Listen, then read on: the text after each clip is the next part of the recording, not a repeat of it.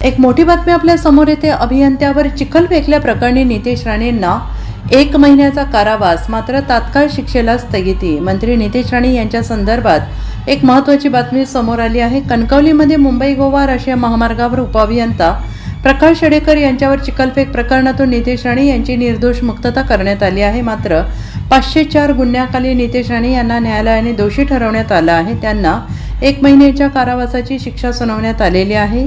मुंबई गोवा राष्ट्रीय महामार्गावरील खड्डे आणि दुरावस्थेसाठी उपअभियंता प्रकाश शेडेकर यांच्यावर चिखलफेक प्रकरणी जिल्हा सत्र न्यायालयाने नितेश राणे यांच्यासह 40 जणांची निर्दोष मुक्तता केली आहे। नितेश राणे काँग्रेसमध्ये असताना जुलै 2019 मध्ये उपअभियंता प्रकाश शेडेकर यांच्यावर चिखलफेक करण्यात आली। याबाबत न्यायालयाने महत्त्वपूर्ण निर्णय दिलेला आहे। कणकवली शहरातील रस्त्यांची परिस्थिती चिखलमय झाली होती। यावेळी अभियंता प्रकाश शेडेकर यांना जाब विचारत शेडेकर यांच्यावर चिखलफेक आणि मारहाण करण्यात आल्याची शेडेकर यांनी तक्रार केली होती आणि त्या प्रकरणी नितेश राणे यांच्यावर 353, 332, 504, 506 कलमानुसार गुन्हा दाखल झाला होता। यातील 504 कलमाअंतर्गत सार्वजनिक ठिकाणी शांततेचा भंग प्रकरणी नितेश राणे यांना 1 महिन्याचा कारावास आणि 1 लाख रुपये दंड सुनावण्यात आला।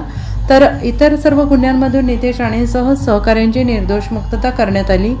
आरोपींच्या वतीनं त्या शिक्षेला स्थगिती मिळावी याकरिता अर्ज करण्यात आला आहे। त्या शिक्षेला स्थगिती देण्यात आलेली आहे। लवकरच याबाबत उच्च न्यायालयामध्ये दाद मागणार आहेत। Bureau report, SBN Marathi, Mumbai.